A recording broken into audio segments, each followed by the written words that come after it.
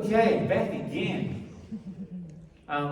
So lucky to have a special guest today come and talk to us. New Zealand Order of Merit recipient, amazing musicologist of all things Aotearoa music. Please put your hands together for DJ Sir-Vere, Philip Bell.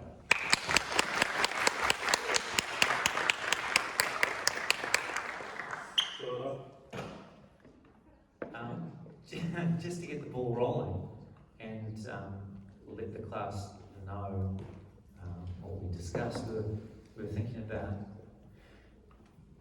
celeb in the box is a Tāmaki Makaurau type of gestation area. But of course, growing up with music in Aotearoa, you know about all over the country, about all these places, and have learned through your extensive time in the industry about all these little pockets. Could we just start by maybe you naming a couple that you found interesting or excited about? Oh yeah. What he means is I'm old, eh? Smart. I grew up in Aoearoa, Hamilton, moved to South Auckland, so when I was young, I was a metalhead and I was into reggae music. So that was it.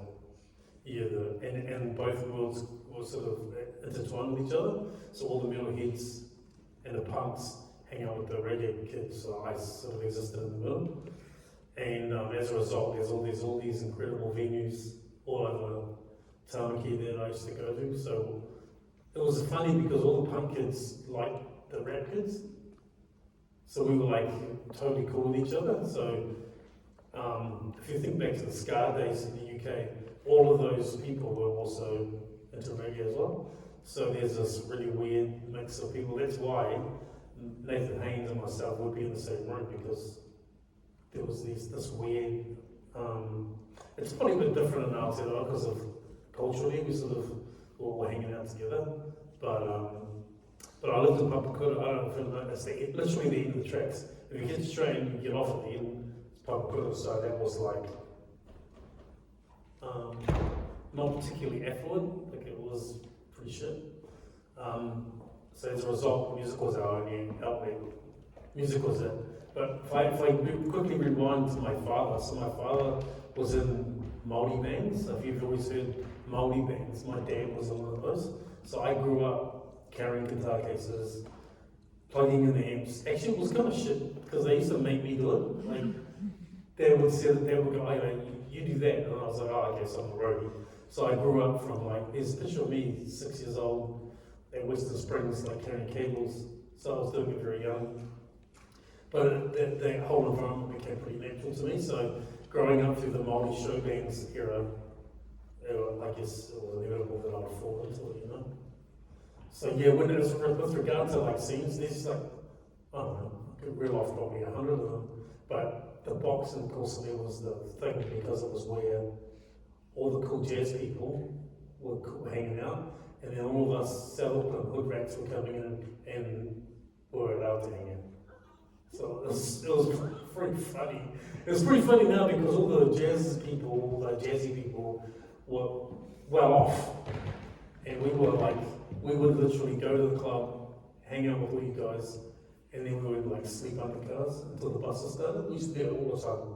I don't know if you ever sleep on the streets, but the warmest place is underneath the car that's just parking, so you can sleep under there for a while. Not saying I was a street kid, I was just like, yo, the buses don't start for 2 hours, so what are you gonna do? So, yeah. When did you start performing as a DJ? And was that the first kind of music thing, or were you in bands before that? No, I was a DJ. So my dad, I've told the story a few times, it's pretty funny. And I don't need to talk shit about my dad because he was just doing what he had to do. But so what he was is he's a Māori performer in a band. Then he started doing discos, school discos. So yeah. So if you blue light discos, all that stuff, my dad was the DJ. So there's this infamous moment we went to Matt Ross, Mount Albert Grammar Mags, and he was playing music and no one liked the music. And Dad goes, I don't know what these bloody kids want, you play the music. So I was 12, 13, so I got on and I had some records with me because I knew this day was coming. And I played the records, and then the whole thing went off. And then Dad was just like, well, you do it then. So that was when I was 12, 13. Then for years afterwards, we go to these parties. I remember I did one Pakalanga High School, I did one Roseville in Papakura, and I was a kid, so I knew what they wanted to hear. So, and Dad was done with it, so he would literally just sit there smoking. And then if I felt like I was losing the crowd, he would get on, play some top 40, and then I'd get on again and play some. Like I was literally playing Confusion by New Order, the Rocksteady Crew, and the Sex Pistols. So I was able to just play all this music, and then in classic school disco form, like a bunch of kids would get up and run around, and then they go sit down, and another bunch of kids would get up and run around and sit down. So I was like, okay, I'll do this, and it was just this real funny, weird period of time I went through. So it was about 3 years, I guess, on and off. I wasn't doing it all the time, and then I just got the bug. Also, sorry, the other thing is at this point in time is when I caught the bug for buying records, and then that literally has not stopped till today. Like I just came from Groovy because I was thinking, so it's like that never left me. So that's where it came from. So if you guys, I don't know what sort of music you guys listen to, but my music collection is bizarre. Like people come over and they're like, what am I looking at? Because I've got about 25,000 records, 25,000. Probably fill up half this room. And in it, it's like, it's just weird, bro. And that's the beauty of like music, is it's an expression of who I am. So, there's a huge punk section, there's a massive metal section, and then like I collect things that people sample. Like if Auckland sampled a record by The Persuasions, I buy it just so I can occupy the same space. That part of my record collection is like at least 10,000 records. Wow. So yeah, it's a really eclectic mix. People can't quite figure me out, but I need them to figure me out. Well, I think this is one of the conversations we had before, is that quite often when you're younger, you define yourself by that genre of music. Yeah. And it might be a singular genre. You say you were lucky to have this kind of grouping of reggae and punk. Yes. And I still want to know why that is a particular group. We asked Manuel last year, why is jazz and hip hop so tightly wound together? Why was punk and reggae? Because we party together. So at my school, so say for instance there's 20, and I'm talking about Māoris because we also hung out together. If there's 20 Māori kids here, 8 of them are wearing Doc Martens and are punks. The other 6 of them are all breakdancers. 2 of them don't care. 2 of them listen to pop music. And then, so we all were hanging out together. And records were a real commodity back then. So there's all these records I can imagine in my head that we would just pass around each other, and then we would just consume the music. And if you didn't like it, you didn't like it. But I landed in reggae because my sister liked it, so I thought she was cool. And I landed in punk because this guy who I hung out with was cool. And then I just actually liked it. So when hip hop arrived, I was like, oh shit, this is both things colliding at the same time. That's why I ended up doing what I did. When was that light switch at hip hop for you? Whenever it was, 80 something. I think we asked Manuel about this. Like, what was this journey? It was movies, Beat Street, Cross Groove, Wild Style. All these movies came out because when we were experiencing it, it was like we were just listening to the music. And then if you can just imagine, if you here's a good example. If you can imagine you just love a record, like really love a record, and then they perform in front of you, it's different. So that's what happened with hip hop. Was like, oh man, I really like this Arthur Baker song, and then I watched a movie of it. It's like, oh, it's like the penny drop. We're like, oh man, that's amazing. I always put a really massive premium on being able to see something live, because like Lady Gaga, I don't care about Lady Gaga at all. But I saw her live once and I was just like, holy shit, this is incredible. So like, there's a really interesting dynamic between seeing somebody live and then listening to the records. And for some strange reason, I don't particularly like Lady Gaga now, but I went back and listened to it and I was like, oh wow, she's actually really talented. And then I can appreciate what she does. So it's really weird how that happens. But it definitely happened in hip hop because we didn't know what was happening. It was almost like there's this music, but I don't know what it looks like. And then when the videos turned up, it was like, oh, okay. Because people take it so for granted now, like Diplo does a set, and you're like, oh, it's cool, you just go watch it online. Oh, yeah, okay, he's making a song. I performed it live to 50,000 people, but back then we had no idea. Like, no idea.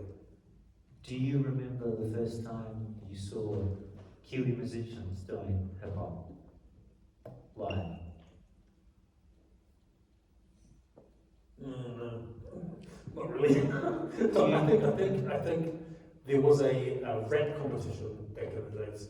There was one in Taita and Wellington, I didn't go to that, and then there was one in Manukau, and I went to that.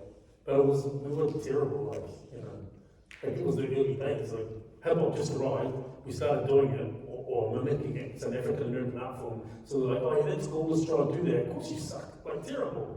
It just took a while for us to get better at it. When was the first time you kind of recognised that there was a New Zealand band or performer that had actually kind of clocked it and was doing something? It was Sunny Sagala at the Bob at School City. Wow. So it was like Nathan Haynes and his band. Were you around then? Oh yeah. Okay. I was sneaking in. Oh yeah. So there's Nathan Haynes. Because Nathan Haynes, he's incredible now. Like, can you imagine what he's like when he was just improvising? So there was him, and then there was Zane Lowe. But then Zane got replaced by Sunny. That's when I saw it. And then I was like, oh, okay, so this is pretty awesome, man. I mean, I heard records. Here's my an honest opinion. Back then, I always thought that there was no way we could be as good as the Americans. That's how I thought. I just thought, oh yeah, like these guys are incredible. We'll never get to them. And then over time, I was just proved wrong again and again and again. So that was cool. Yeah. So it was definitely something surprise. Yeah. What was the first time you saw somebody that other than Sunny, thinking, oh, this is great, but when was like you saw somebody and you thought, oh my gosh, this is international? Probably the first time. I don't know, it's funny because people always, everything that you know about Aotearoa hip hop, I was in the middle of all of it. I never really thought it was international, I'll be honest, I just didn't. The first time I met Scribe was the first time I was like, this guy's got something else. I mean, at that point, OMC had already had a global hit with Aoearoa. That hadn't really happened. And I thought, oh yeah, but just being honest, man, of course, I thought it was a great song, but I always thought it was a bit of a fluke. I didn't know whether he could replicate it. No disrespect. But when I met Malo, I was like, he had this, I don't know what it is, man. I can't even tell you what it is. He had this X factor. Savage had it too, but Savage was real good. So I don't know if he'd ever, pushed through. And ironically, he was the one who did. And it has continued to. Like, he just had 1 billion streams in it. A billion with a B? Yeah. He just got what again? He got an Aoearoa award for 1 billion streams, yeah. We were having a quick discussion before about that type of global superstar of Kiwis that seem to transcend and be iconic at that massive international level. I was suggesting, it's only 3 people. It's only Lord, it's only Neil, and it's only Paulie. No, you must Savage. Who else is there? It's Savage with 1 billion. Savage is 100% that guy. Is it like the top 10 type? No, Savage is like arguably in the top 3. Oh, because you have to remember, like, that's my opinion. Should be. But like he has reinvented himself 3 times. He's navigated his way from hip hop into EDM. Like even last week he dropped this new song and it's clearly a paid ad for some massive global it's like Cash App. Like Cash App. Oh, really? Yeah, he's launched this new thing. Not him, but he's part of it. Yeah. But Savage is a very good friend of mine. I know he's killing it, man. So people always like to talk about who's the greatest rapper in New Zealand all the time. People always have a say, it's like the basketball players, you argue for hours.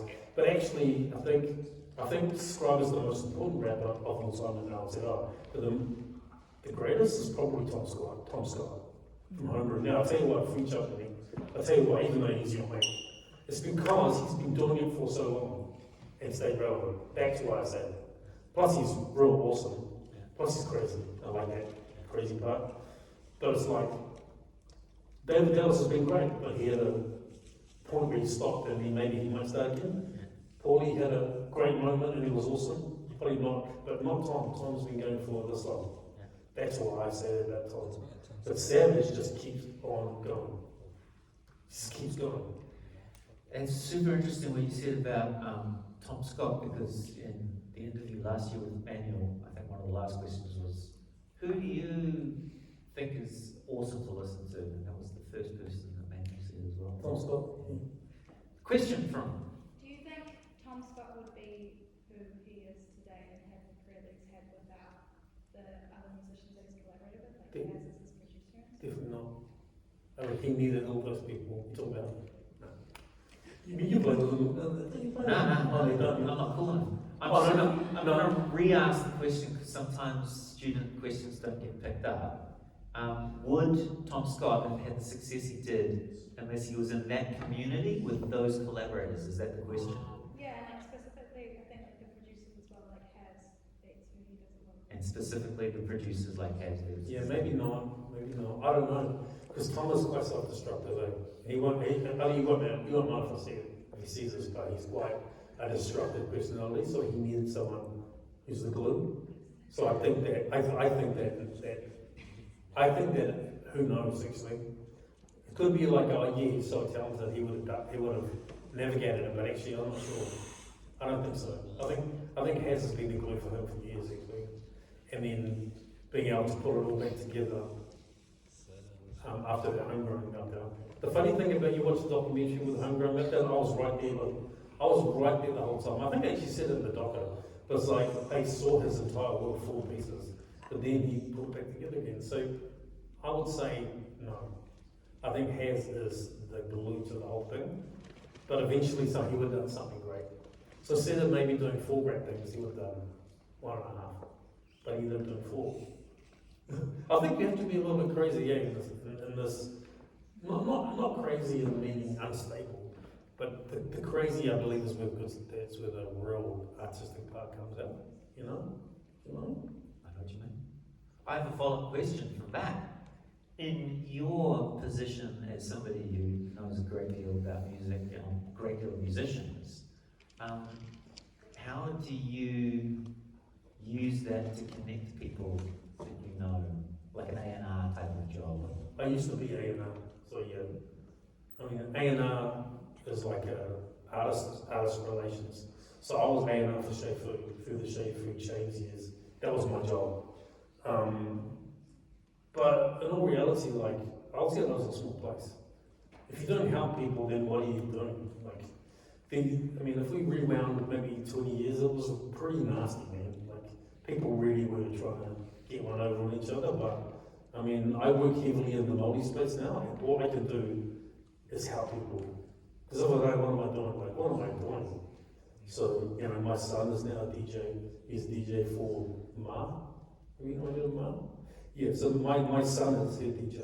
So they toured with Homebrew. Aoearoa, yeah. So they did the tour with opening for him. So it was a real weird moment for me, Auckland Town Hall, and my son is on stage, and I'm standing in the audience because he always used to come with me. So it was a really awesome moment. But I think that as I've matured, because I used to be a bit of a dickhead back in the day, you realise that if you don't help, well, what are you doing? And I think that you'll find that if you ever go, oh, whatever happened to blah blah blah, they probably didn't help anyone. Because it's a small community, Like, I don't know, that band that had that song, whatever happened to them? It's probably because they didn't help anybody.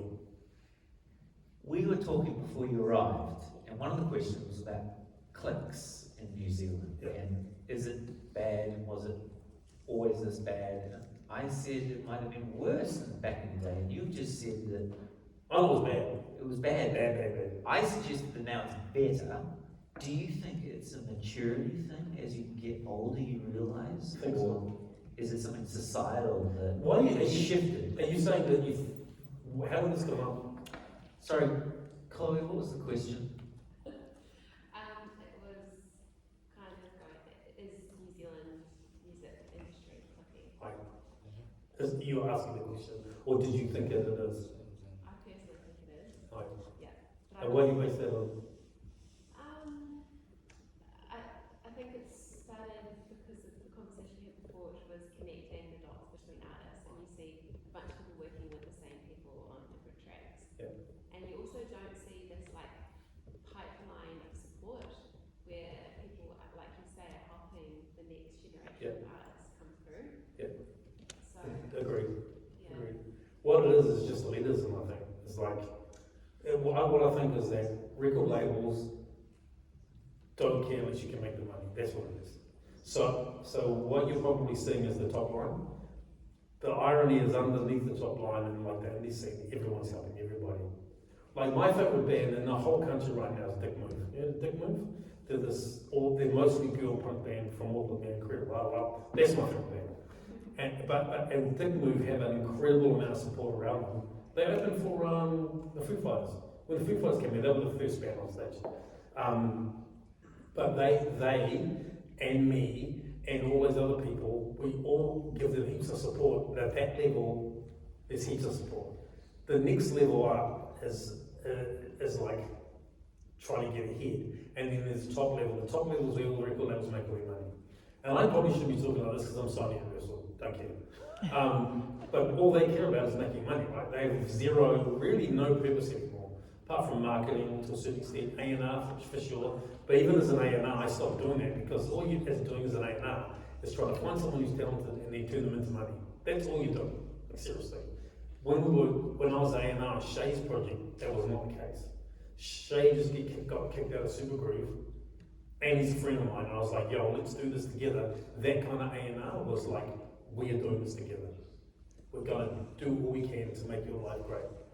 That's not really, I don't really think that's, they might say that it is, but end of the day, it's about money. So that's what I think the disconnect is at the top level. Plus, people get carried away real quick, man. But, I find that people I've booked for like $500 for a cheap gig, they still talk to me when they get to the top level. Those are the cool people. Some people, when they get to that point, then they just never look back. But I think isn't that human nature? I don't know. But what I do know is that the music industry is based on money.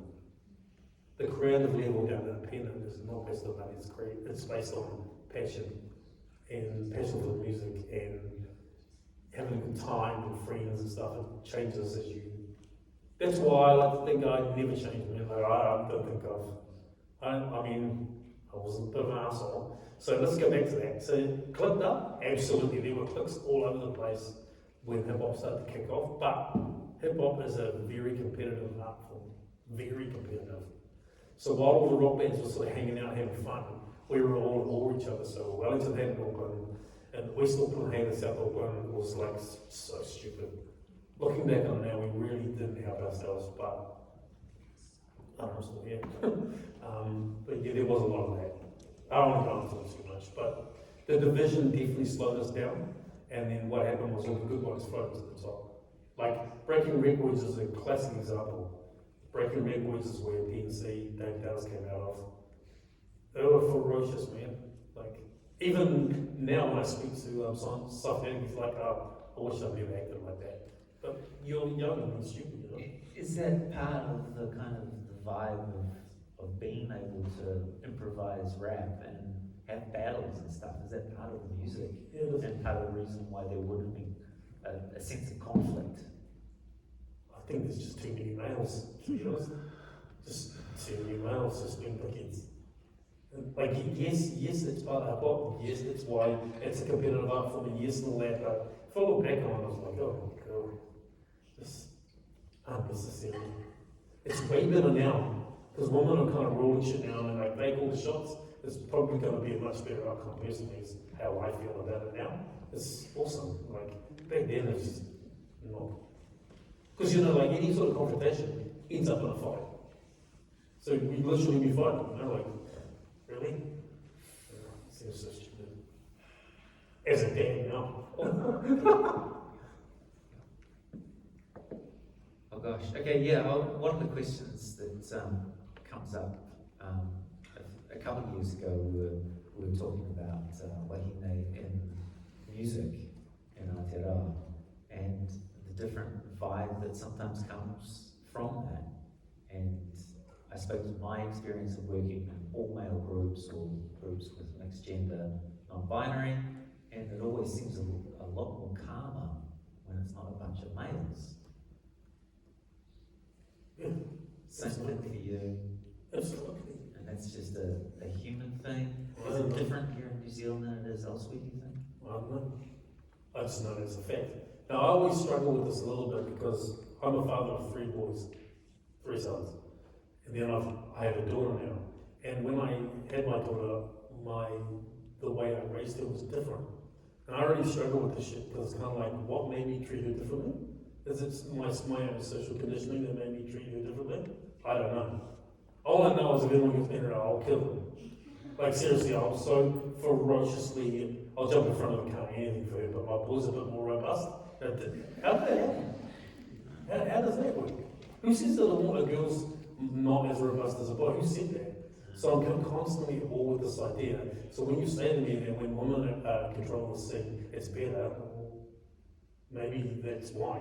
It's because they're more level-headed, it's because they're more creative, I don't know. All I know is that when I was literally before I came here, I went to Groovy, and then I was organising a gig, and then I booked Papa Jack's as part of the gig, and I just know the vibe she brings. Now, why is that? Why is Papa Jack's going to bring a really great vibe and someone else not going to? I don't want to speculate on it because I can't wrap my head around why I treat my kids differently based on their sex because I think I've been socially conditioned to do so. Do you know what I'm trying to say? Yeah. But when a female brings the vibes of the club, it's way better than me. I just don't know. All I know is it's a fact. Like it's an absolute fact. So I booked Ruby Doo for it. She's like awesome, like she's from Jamaica, awesome reggae singing MC. And I just know she'll bring the vibe. Who am I going to hire as a male to do that? There wasn't one, so I didn't book anybody. So it's interesting the phase we're going through at the moment. It's probably just a bit late.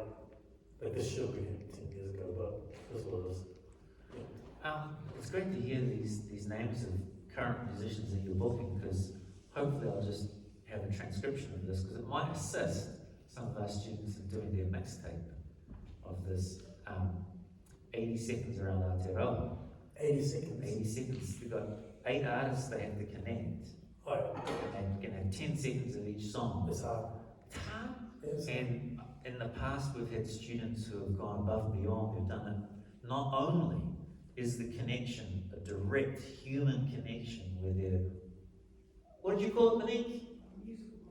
A musical conversation they're having on record or on stage. So between each artist. But also people have done it chronologically. So they started in the 50s and moved through into the 1990s. Some people have done it so it's only musicians who play guitar and such. So we're talking about how are we going to have this mixtape built? What are the kinds of things you're looking for? I think if there's transcripts, some of these artists, it might help because they have to do 3 hip-hop or hip-hop adjacent artists. It's hard. You've just named 3 of them. Yeah, I guess so. There's plenty more. I think there are more. There are probably plenty more hip hop artists around, but they're not big. Yeah, that's where you should be taking is the people that that's where I like to take. I spend all my time looking for new ones. I said, yeah, absolutely. That's hard.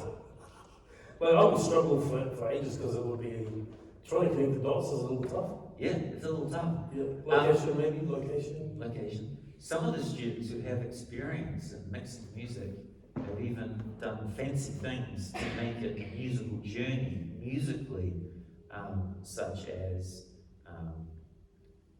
beat or tempo mapping the song so they are smoothly transitioned in terms of tempo, matching the key of songs some students have done. What are the tips and tricks you've picked up over the years, DJing? Well, it's, for me, it's to all about, bring the journey. it's all about tempo, always about tempo. I mean, yeah, I would say using the echo feature on the way out is real handy. Like, I mean, how do people do this? Do it on your laptop? Yeah, GarageBand, Logic. Oh yeah, I get it. Using echo out to get out of things.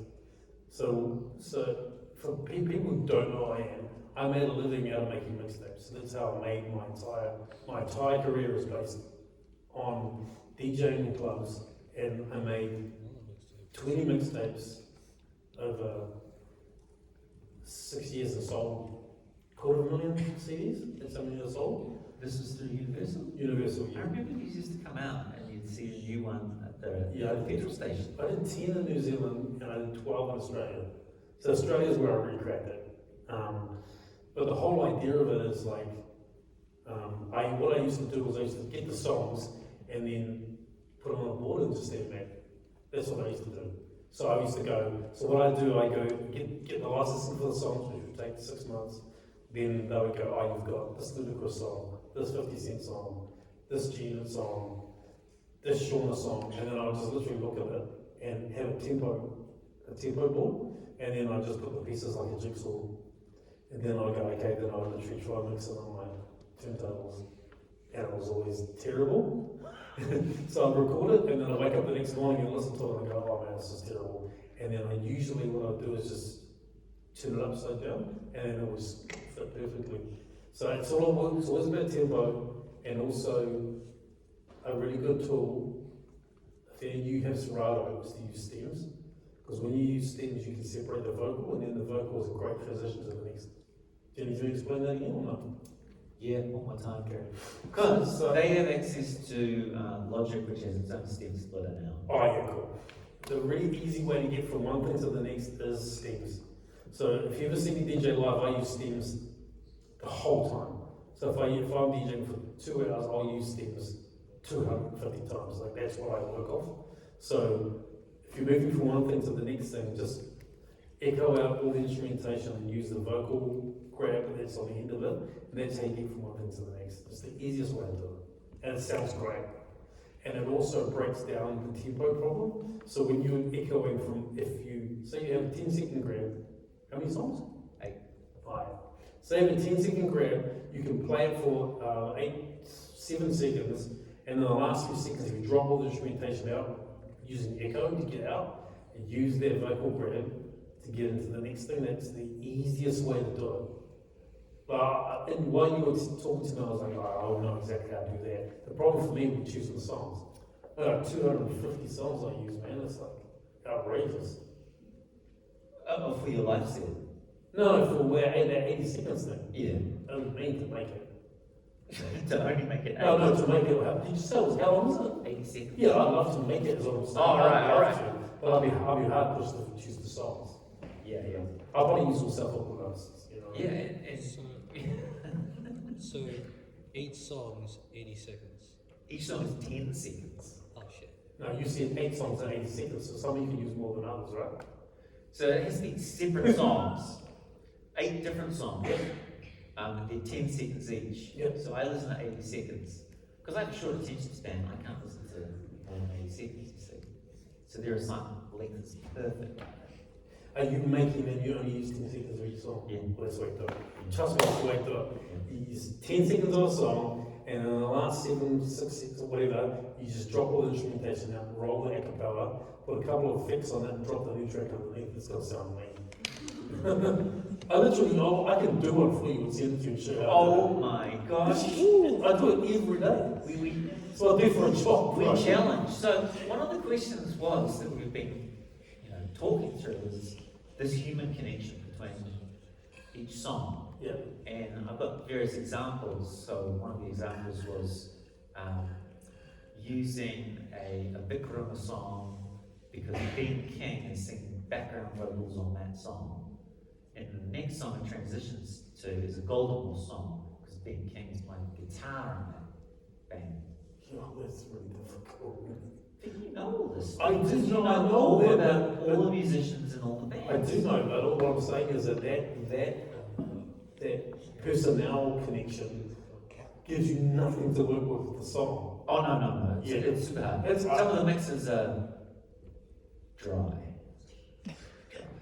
You But that's okay. That's It's all about the when the human. mixes is dry, that's when you use the echo feature. Echo feature will always get you from A to B. Seriously. If you know what I mean, if you echo out the end of it, you can make it work. Like it. Okay, I'm really excited about this. This is going to be good. Did you want me to make one? I do. Okay, I cool. do. Oh, Just- I'll share you mine, which is pretty. Have you made it already? Oh, I made a couple. Yeah. Alright, cool. Yeah, they're not But bad. just- They're not- just I don't get for- fancy. Just for one question, the Yeah. echo feature, like a fade, is it like a fade in? Yeah. So like Oh, yes. say for instance, you run a song and it's just not gonna work. Echo it out is a really nice way to transition from one to the next. Like say for instance, I'm playing in a club and I'm playing No Role Models by J. Cole and I need to get to No Limit by G-Eazy. It's impossible. This one's 50 BPM, that one's 80. The best way to do it in a club is to make it aesthetically, that aesthetic is what I was trying to say. Is if you echo out No Role Models and you go dun dun dun and then you hit No Limit, people can deal with it in their heads. It's aesthetically nice. So you use the echo feature to get out of ones that are impossible, you use the echo feature to get out. And what it does is when you hit the echo, the second and a half on the way out gives people the mental room to go, oh, the next thing started, but it's not on me. Yeah. That's the actual, the magic source. Yeah. People don't, because people are like, oh, what do I do? How do I get from this to this? You don't do it. You just push stop and echo out, and then you move on to the next one. It's almost like they call it palate cleansing. It cleanses your ears and you go on to the next thing. But the next thing needs to be, so I put things into tempo brackets. So when I get given 20 songs, I go, oh, these are around 70 to 75. These are the 80s, these are the 90s, and these are the 100s. So I bunch them together. Because otherwise it's not even a mix, it's just a collection of songs. Yeah. There has to be a story. Yeah, the only way to weave it is if you can make it fit together. I have a question. When you started doing these mixtapes and selling them, how were you recording them? Because if you had the songs and you had your records, what were you recording into? Pro Tools. Pro Tools. Yeah. So I would record live with the Pro Tools, like do it live, and man, each take. I do like a take. What I used to do is I do a take and then stop, and then I put that piece over there, like 1, 2, 3 songs, and then I do another take over here. But this take might take 50 takes, 50, 60 takes. I stop it and then I fit them together in Pro Tools, make them fit together. These days, and this is a question that comes up quite a lot in terms of technology and how technology affords efficiency in some areas. It allows people to do things they haven't done in the past because hopefully technology drops the requirement for being able to have to spend lots of money to do things, like hire a studio so you can just do it with a computer and some turntables. If you had to do that now, would you just download the files, put them into Pro Tools, and do it in Pro Tools? Or would you do the actual work still? I would use Serato, I wouldn't use records, you can't get out the records anyway. I would still do it the same, and I would use Serato, but I would physically do it. If I had a setup here, I could show you how to do it right now. Like it's that simple. We don't have a setup. I know, but I could bring it on there and show you. Because it might make sense, it's like hard to describe it, but it's like, I would do it the same way because I have a level of integrity that I need to know that I actually did that. Right. It'd be like, oh, can you like play this piano line? And you go home and you go, hey, I make play me this piano line. Even though you can do it, you just didn't bother doing it. Nah, man. You gotta, I didn't get this far by just faking everything. I have faked some stuff. It's not totally true. It's like I might be flying from here to Sydney, and the guy goes, oh, I need a 30-minute mix now. I'm like, oh, okay, so I get on the plane and do it. I might do that, but that's not really how I do it. Not really. You know, live is the ultimate. Doing it live is the ultimate. If you can, it's like anybody. You know, if you go see someone DJ live and you know they're not DJing live, you're like, you know, what are you up to? How can you tell? Because they're not pushing any buttons. Or like, you know, because I'm always on the side and like, I remember I saw one DJ and they were fully faking and I was like, really? It's cool. Look, you know what? I don't care. But other people do that. That's crazy. I did fake it once. I did fake it once at the Sevens because they wouldn't allow me to do it live, so I had no choice. It sucked. Yeah, I've read that sometimes, mainly the Super Bowl, the only thing that's really happening is the singers. Yeah, all the band stuff is pre-recorded. So I'm always watching the Super Bowls to watch the drummer to see if they can play exactly what they did for the recording. Can you imagine, like, this guy watching you? Oh my god. Terrifying. Question. What's the relationship between you and the people enjoying the music? Like, are you watching for cues? Like, how much is you It's responding? everything. Yeah. Okay. And what kind of body cues and Usually, this is gonna sound sexist though, he's gonna take it the wrong way. I DJ to keep the girls happy. I don't care about the guys, because the guys don't set the vibe of the club. I literally don't care what they're doing. I literally go, mentally I like concentrate on I'm just thinking of a club I've had on the weekend. I'll concentrate on a group of girls like 6 or plus, and then I'll just keep them happy. And if they're gonna get happy, everyone else is probably gonna be happy. Seriously, because the guys are terrible. The guys who want to listen to aggressive as, like they want to probably jump around and push people. I don't play for them. They come along. It depends where I am. If I'm in a club, I don't really play for guys. If I'm in I usually play homegrown every year. I play for everyone, keep everyone happy, generally speaking. But women control the vibe of a club. That's the bottom line. So I usually read their body language, and like if they don't like a song, like stuff going on, I'll probably change the music a bit. When a club is pumping, it doesn't matter as much. Like what's the last weekend? The weekend before last, when it's capacity, it kind of doesn't matter. Then I'll kind of be self-indulgent and just go off wherever I want to go, which is my favourite moment. When you can get a club that's really packed, you can kind of play where you want to hear, and that's the best moment. Prior to that, when you're building the set, women dictate where it goes. May sound sexist, it's not supposed to be. It's just a vibe it sets, it's the vibe it sets. Because guys always want to hear they always want me to play what's that song by SF? There's a couple of songs, and I'm just like, I will play them, it's fine. Mo Bumba's another one by Chick West, great songs, but it's just, it's sending the wrong message to them quite often until you get to capacity. Then when you get to capacity, I can literally play what I want. So that's how I choose. But body language is everything. People stare at the ceiling. When people stare at the ceiling, you're in trouble. Oh no. Have you ever dropped a song and there has been some kind of neutral or negative reaction, and you've had to quickly jump into another song? It only lasted for a verse and a little bit. What's the new song by, who's the guy that does $1 Million Baby? Tommy Richmond. He's got a new song that is really popular, but does not work in clubs. And I played it and I was like, you can just feel all the energy sucked out of the room and change it real quick. So it happens all the time. It happens all the time. It was awesome. Yeah. Was there a question, Rebecca? Yeah, so this might be completely basic and out of, I'm classically trained, so I have no idea about any of this. You were talking about a mixtape being more than a collection of songs. I thought it was literally just that you shove songs together and like a mini playlist. It's true. How is that different to a collection of songs? It's the way you put it together. So so you're right. You're right. So the mixtapes I make, they are completely interwoven. It's kind of not hard to explain. What the songs are completely interlinked. So it's not just a bunch of songs in a row. Each of the songs are in a very complicated manner wound into each other. So they're not. So for instance, there's song A that's 2 minutes long. I'll deconstruct halfway through the first part and put something else on it, so it's a completely different song. And it's like a jigsaw puzzle. And then the second song, I'll pull apart into 3 pieces and actually deconstruct the song, take the instrumental out, take the bass line out, leave the vocal, and put another instrumental on it.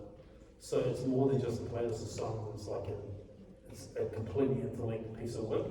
I've done a couple of mixes you can hear that I actually changed the song 4 times inside 2 minutes. That's what the 80-second challenge did. No, it's something fun. The hard bit will be like, what songs do I use? So cool. So it's more than just a Spotify playlist. It's an interlinked piece of work that changes constantly as you listen to it. Sometimes actually it can get a bit tiring because you're like, can you just play the normal song? I get that a little bit. I probably go too far, you know. And you talked about using all this fancy, like echoing out, like Serato. Do we have to do that? Because I have no idea what any of that is. For this class you don't have to, but in the past there have been students who have challenged themselves to do that. No extra marks. All you have to do is line up the songs and make sure they move from one to the other. It is, it's nice on my ears to have a fade or something that means there is a connection musically as well. So if you have the end of one song and there's a microsecond of the start of another song and then another song's snare drum hits on halfway through that, it sounds very jarring to the ear. So hopefully as a musician you will be able to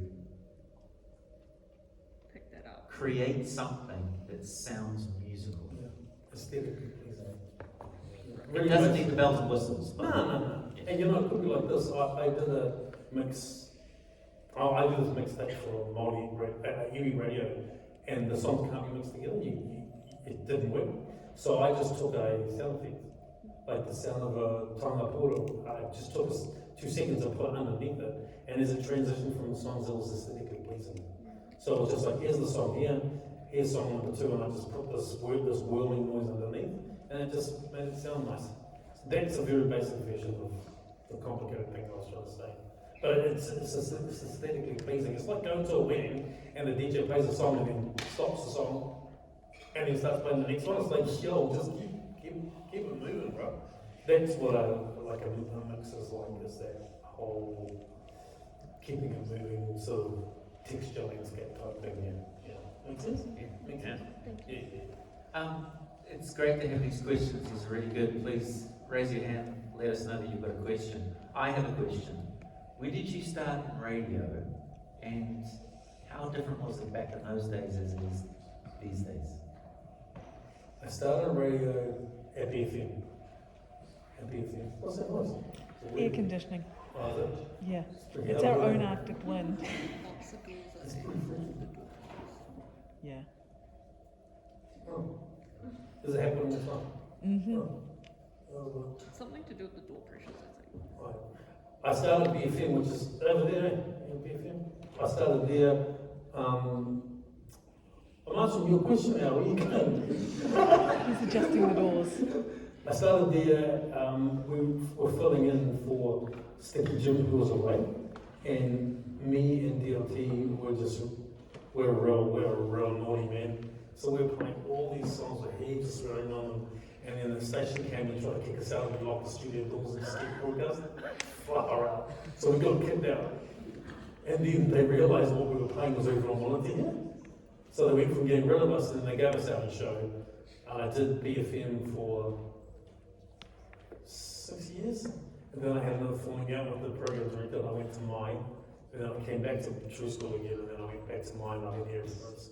So I've been in radio for like, I don't know, 25 years? The difference now is money. It's all money driven. At BFM, I just love playing music. And at mine, it's like, I have to play music because it's the job. I remember when there wasn't mine, and then all of a sudden there was, Yeah.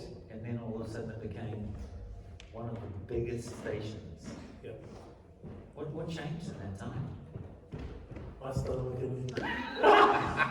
No, well, it was when I started working there, but what happened was, here's my take on it. As a commercial radio didn't like a bunch of Māoris in Ponsonby taking something money is what happened. That's exactly what happened. My film started, all the kids loved it, And then they started selling advertising, and then every other radio station in the city freaked out and tried to shut down. So then we went through this really difficult phase where it was down in possibly with George. And then we moved from George FM into, Richardson Road into Fountain Court, and then I took it on, and we just got great talent. It's about the people, and it just went off. So yeah, it's about everything. And then there must be this threshold, like you were saying, like advertisers. There has to be this threshold at which point the advertisers go, oh, this is reaching the right number of people, this is my target market, and I can now invest in this. So when did that happen, when it kind of clicked over? 2014. 2014? Yeah, 2014, yeah. And then in 2018, we won Station of the Year. That's when it was the apex of it. But to be honest with you, bro, like I'm actually, how do I explain this? I literally take on jobs, I have no idea what I'm doing, and just act like how it works. So, is this good advice for the next generation? I don't care. I'll put it this way, but maybe I have an overwhelming faith in the fact that I'll probably be able to do it. Probably. So I took on being editor of Ripper magazine, and I had no idea what I was doing, and I was terrible at school, and English was one of my worst subjects. And it worked. Yeah, Murray Cameron told me that his favourite ever cover was the Fat Freddy's drop cover that I did, so that's from Murray, right? He's the guy. And then I got to thanks to my film, they go, oh, do you want to run the station? I'm like, yeah, what, you know? I had no idea what I was doing. And then 8 years later, we won Station of the Year. I just like to throw myself into situations and see what happens. I think it's very good for us. It's terrible advice. Terrible advice, but you must back it up with something, because you can't just. Nothing happens unless you make it happen. So what is it? Is it planning? Is it being able to communicate effectively with other people? It's incredibly, I've got a very good work ethic. I go hard. But I often don't know what I'm doing. It's very risky. So multiple occasions I can tell you at times, I've thrown myself into a situation with little to no idea what I'm doing, but I will ride or die till it falls over. So it's the work ethic. I think so, yeah. I'm definitely not skilled enough. No, it's not that. I just go hard. Like, people always go, oh my God, you're doing so much. Like, I've been doing this for years. Like, I think people's capacity, people get, no disrespect to anybody else, but I think people's capacity for work is very limited. Their idea of what they can do. Here's a really good example. Right in the middle of Major Flavours in 2004, and I was selling like 80,000 records. I was on tour constantly. I had a TV show on C4. I had a radio show on my FM. So I had like 5 jobs, all going at the same time. I had 3 children. And people were just like, yo, how can you do all this work? And I went to New York and I met someone who was doing twice as much as me. And I came back to New Zealand and was like, this is not, like your actual capacity for what you can actually do, I think is far greater than you might think you can do. You know, like my son who goes to uni here now, he's doing a couple of words now, but he's like in #1 football team in the country. He's training every single day. He goes to the gym in the morning, he goes to uni. And I'm like, I don't push him to do that, but I was like, see, you can, because he just used to just go do football and just work at Bunnings. I was like, yo, I didn't tell him, he just did it himself. I'm just saying that your capacity for what you're able to achieve in the short amount of time you're on this earth is limited by what you think you can do. Because so for instance, and I'm not showing off because I do have 4 children to support, but I currently work at my FM as a music producer and cultural consultant. I work for Aoearoa, which is a Māori funding agency that is part of their music supervision. I work for Rain International, which is an international DJ brand, as their A&R all over the world. I make the major morning mixtape every week for Iwi Radio. I work in a consultancy role for Iwi in South Island. And what else do I do? I've got an 8-year-old daughter who's quite a bit. And I DJ every weekend. Every weekend I'm on the road. This weekend I'm in Tauranga, next week I've got 2 gigs in Hamilton, the weekend after I've got 2 gigs in Auckland. So it looks like a lot, but actually it's not that much because if you used to be very disciplined with your time. I'm very disciplined with my time, and when I do it right. Last week I had a t-shirt pop up. I was in Auckland twice. I'm here with you now. Do you know what I mean? It's like, I'm not showing up. Like I said to you, my friend Kirk in New York does twice as much as I do. He does everything I do in continental US, and then when everyone goes to sleep, he does Japan because he's very big in Japan. So he does those two things, and I'm like, I'm a small fry compared to that dude. So this is not to put anyone down. It's just saying that your capacity for what you can achieve is limited by what you think you can achieve. If you're not, does that make any sense? And it's just like, I can do all this shit. I just have to just figure it out. Put the pieces. Maybe my wife kind of hates it, but I just trying to be better at what I do. So your abilities are you are in control of your abilities. So that's what I think. You know what I'm saying? Yeah. Sounds pretty crazy, but it's actually not as bad as it sounds. No, it's inspiring and just reminded me how little I do. So we have time for a couple more questions. Though I would be happy to leave it there because that was kind of like the thing I wanted to ponder about the most is getting things done. Here's one. We've asked people in the past, what would you have done differently, knowing what you know now? I would have been more collaborative when I was younger. I was an egotistical dickhead, man. Like, seriously.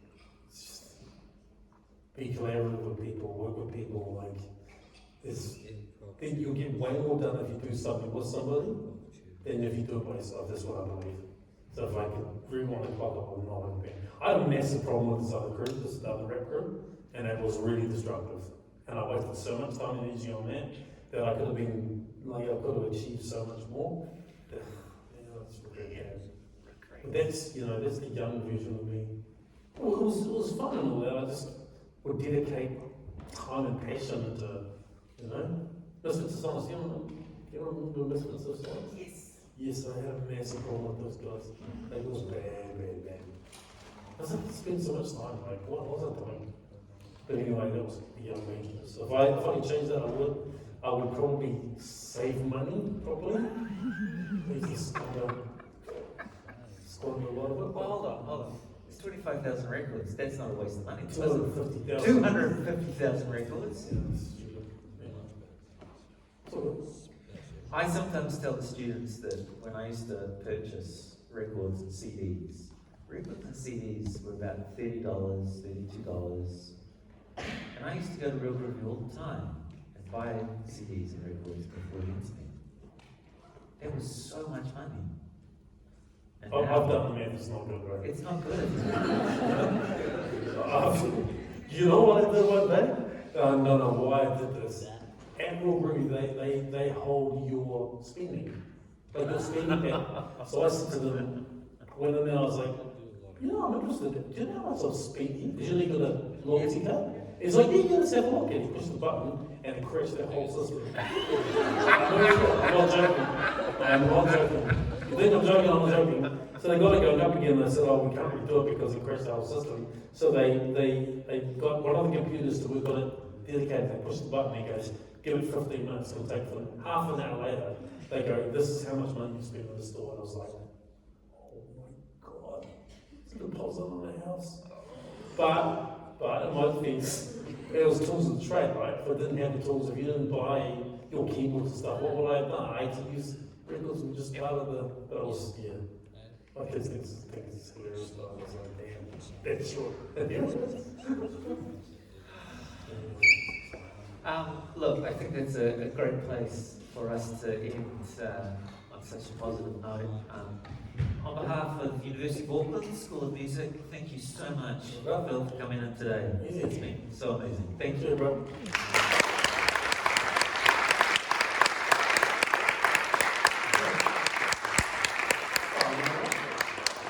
If you want me to, I'll bring the thing in and show you.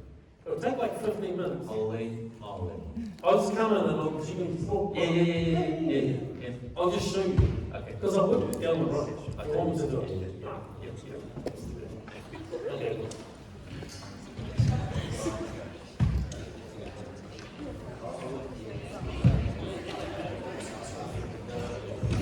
No, I mean, it's just like,